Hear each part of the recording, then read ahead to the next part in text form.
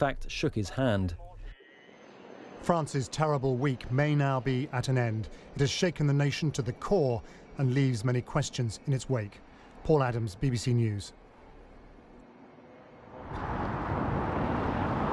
So we're reporting live from Paris on the events that have taken place in the past couple of hours.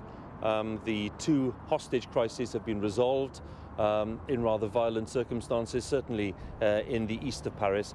This is the scene right now for you outside that kosher supermarket in Vincennes, which is an area, as I say, to the east of this city.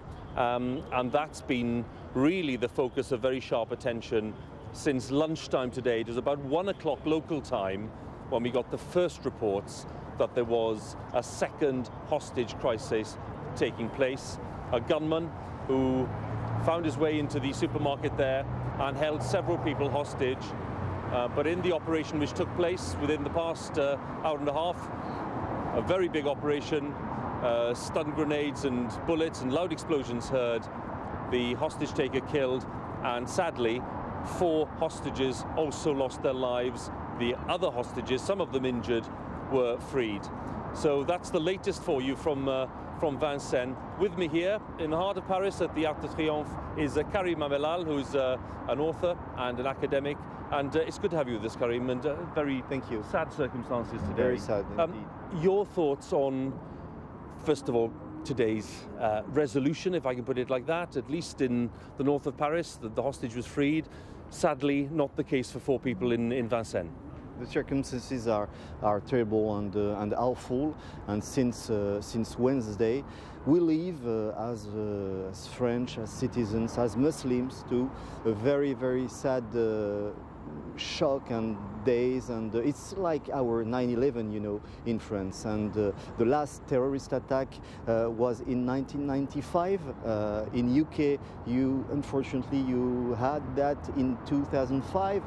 It's a long time for us. The Prime Minister Manuel Valls talked about it during the Christmas day, the Christmas celebration.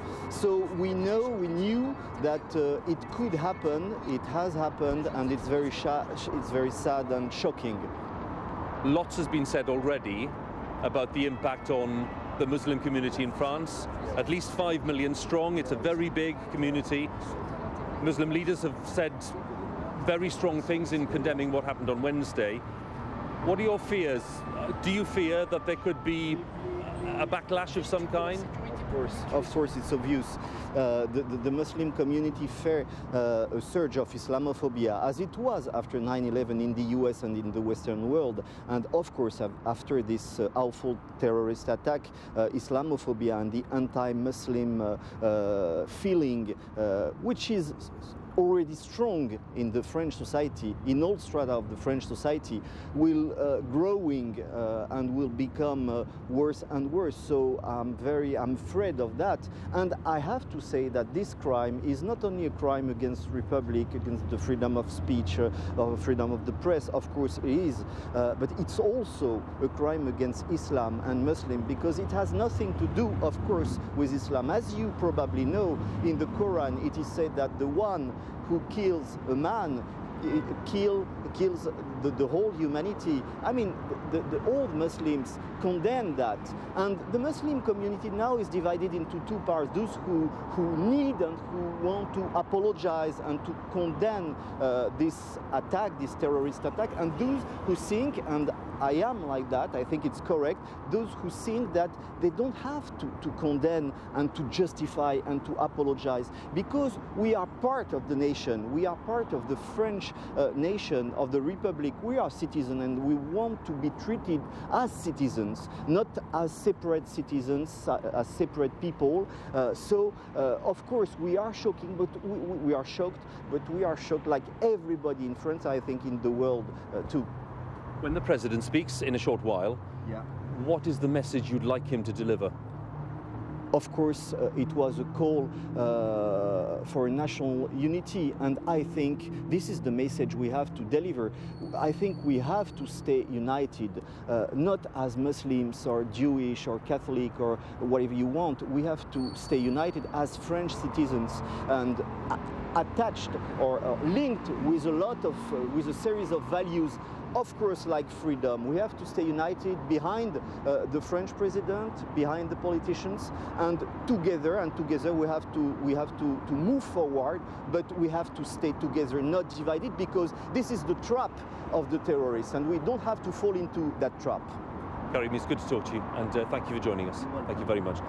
Karim Amilal there, who's an author and an academic based here in Paris, reflecting on the impact of what's happened on the 5 million Muslims who live in France, the vast majority of whom have condemned very strongly and very forcefully what's been happening in the past few days. And Muslim leaders have been underlining the point that Karim made there, which is that they have nothing whatsoever to do with the kind of sentiments and the kind of values being espoused by those responsible for these attacks.